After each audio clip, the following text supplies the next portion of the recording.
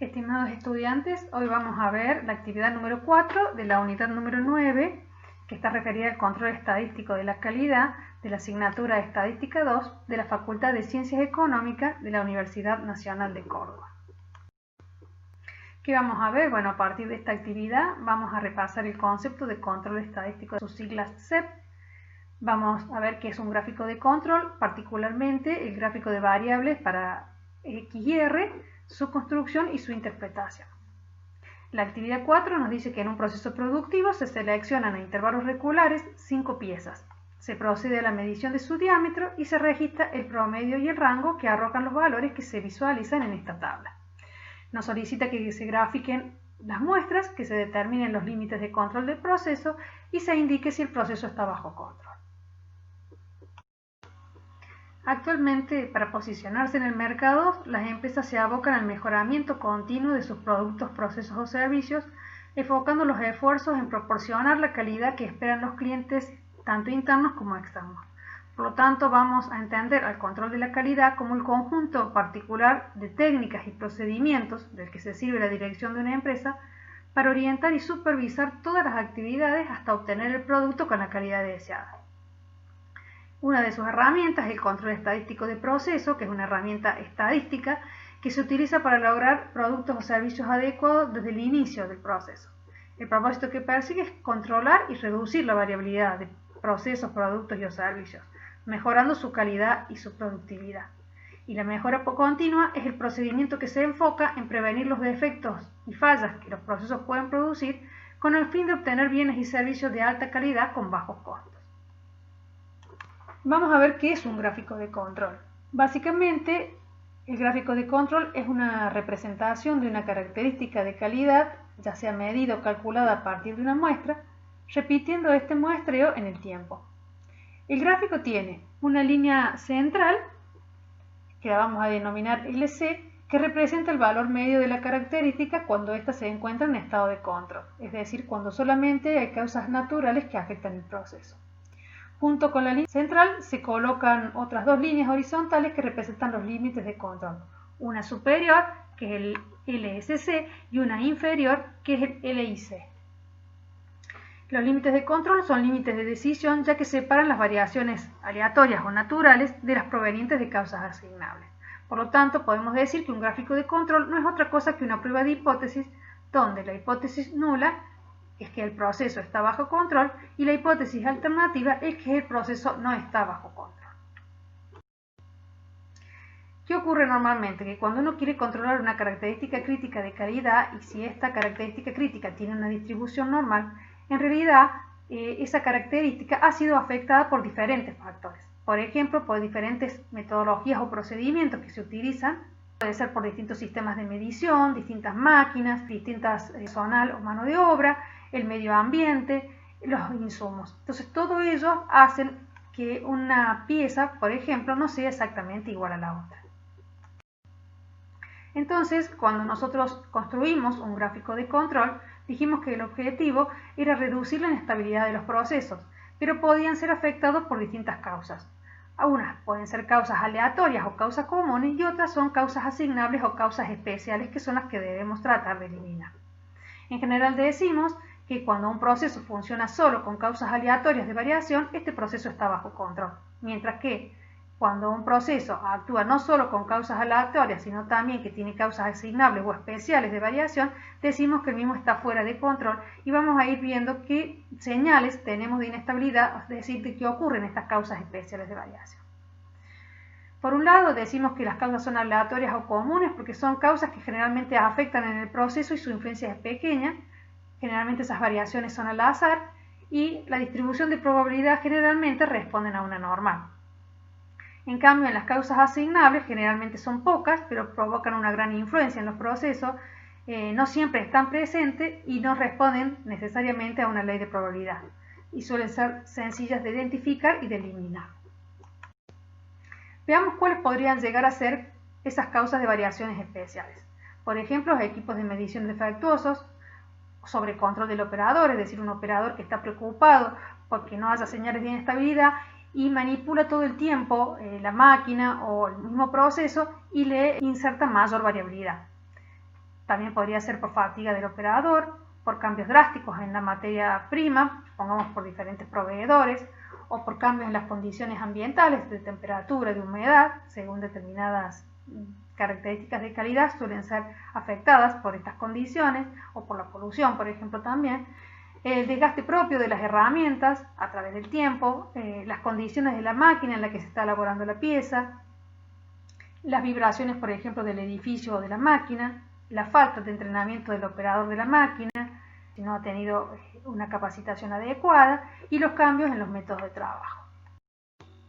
Cuando la característica de interés surge de una medición efectuada sobre una pieza, por ejemplo, se genera una variable de tipo numérico y el gráfico adecuado es los gráficos de control para variables. En el caso particular, el gráfico de medias y rango lo utilizamos para el gráfico de medias controlar el promedio y el gráfico de rango para controlar su variabilidad. Si nosotros suponemos que la característica de calidad está normalmente distribuida con media mu y desviación estándar sigma, entonces la media muestra tendrá distribución normal con media mu y desviación estándar sigma sobre raíz de n. La probabilidad de que cualquier media muestral se encuentre a más o menos una distancia de 3 sigma sobre raíz de n va a ser de 0,9973. Por lo tanto, podemos decir que el 99,73% de las medias muestrales va a estar entre los límites inferior y el límite superior de control. Tenemos que tener en cuenta que si estos parámetros son desconocidos, mu y sigma, los debemos estimar. Para estimar mu, lo que hacemos es tomar las medias muestrales y sacamos un promedio de esas medias muestrales y con eso determinamos la línea central de los gráficos de control. Para estimar sigma, la desviación estándar por el método del rango, la variable aleatoria W, que es el cociente entre el rango y la desviación estándar para una muestra proveniente de una población con distribución normal, y se ha estudiado que la distribución W tiene como media una constante que es d sub 2. La estimación de la desviación estándar es igual al rango medio sobre d sub 2, que está en función del tamaño de las muestras. Recordando que el rango era la diferencia entre el valor máximo y el valor mínimo, y lo que hacemos con el rango promedio es simplemente sumar todos los rangos de cada una de las muestras que hayamos tomado por el total de muestras. Entonces podemos, al límite superior de control, podemos determinarlos con la línea central, que era el promedio de los promedios muestrales, más 3 veces el rango medio sobre d sub 2 por la raíz de n. Estos son coeficientes que se buscan en unas tablas específicas. Lo que también hacen estas tablas es tomar 3 dividido d sub 2 sobre la raíz de n, y ese se lo denomina coeficiente a sub 2. Así que muchas veces van a ver ustedes el límite superior de control como el promedio de las medias muestrales más el coeficiente a sub 2 multiplicado por el rango promedio. Y el límite inferior va a ser el promedio de las medias muestrales menos a sub 2 por r medio.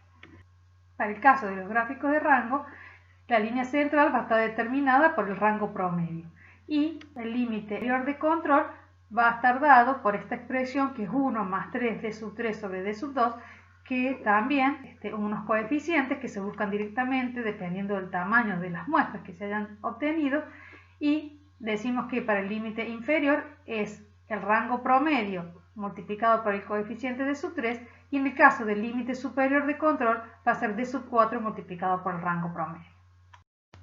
Aquí tenemos en la tabla el coeficiente a sub 2, que es para determinar los límites de control superior e inferior del gráfico de medias. Tenemos que buscarlo en función del tamaño de la muestra. Entonces aquí está calculado ya el coeficiente a sub 2. Para el gráfico de rango, buscamos también en el mismo renglón que la muestra es de tamaño 5, buscamos el d sub 4 y el d sub 3. Bueno, para poder determinar las líneas de nuestro gráfico de control de media, tenemos como dato los promedios muestrales de 17 muestras de tamaño 5. Entonces vamos a tomar, para estimar mu, vamos a tomar el promedio de esas medias muestrales. Entonces sumamos esas medias muestrales, las dividimos por 17 y eso nos da que el promedio de las medias muestrales es de 28,80. Para la línea superior, ¿qué vamos a hacer? Vamos a tomar el valor estimado de las medias muestrales, que dijimos que era 28,80, y lo vamos a sumar a sub 2 multiplicado por el rango promedio. Es decir, que vamos a hacer 0,577, que es el coeficiente A2 para un tamaño de muestra 5, y lo vamos a multiplicar por el rango promedio, que era 0,16. Eso nos va a dar un límite superior de control de 28,89. Para el caso del límite inferior, tomamos también la línea central, dijimos que era 28,80, y le restamos el producto del coeficiente A2 por el rango promedio, o sea 0,577 por 0,16, entonces nos da que el límite inferior es 28,71. Luego graficamos las medias muestrales de la 1 a la 17 en nuestro gráfico de control para posteriormente poder analizar si existen causas especiales de variación. En el gráfico de control de rangos tenemos que la línea central es el rango promedio, que ya habíamos sacado que era 0,16, y después multiplicábamos el límite superior por D sub 4 y el límite inferior por D sub 3. Entonces nos queda determinado que el límite inferior es 0 y el límite superior de control nos da 0,34. Entonces se grafican aquí también los rangos de las distintas muestras. ¿Qué teníamos que ver entonces una vez que habíamos graficado los puntos en el gráfico de rango y también en el gráfico de medias? Tenemos que ver, por un lado, si existen estas causas especiales de variabilidad. Bien, ¿cuáles serían esas causas? Por un lado, algún punto fuera de los límites de control, o si no, que estando dentro de los límites de control encontramos lo que se denominan rachas. ¿Qué eran las rachas? Son conjuntos de puntos muestrales consecutivos que tienen una baja probabilidad de ocurrir por azar. Entonces, por eso se considera que si se aparecen estas rachas, entonces debemos intervenir en el proceso porque el proceso estaría fuera de control. Una de las rachas sería, por ejemplo, 5 puntos o 7 puntos seguidas por encima de la línea central o por debajo o en forma ascendente o descendente. Entonces, estas serían algunas de las causas especiales de variación que deberíamos observar en los gráficos. ¿Cómo hacemos entonces para analizar los gráficos de control de media y de rango? Lo que se hace generalmente es ponerlos juntos y lo primero que se hace es mirar el gráfico de rango, es decir, se analiza primero su variabilidad y después, si ésta está dentro de los límites o no hay ninguna señal de inestabilidad, se analiza en el gráfico de media.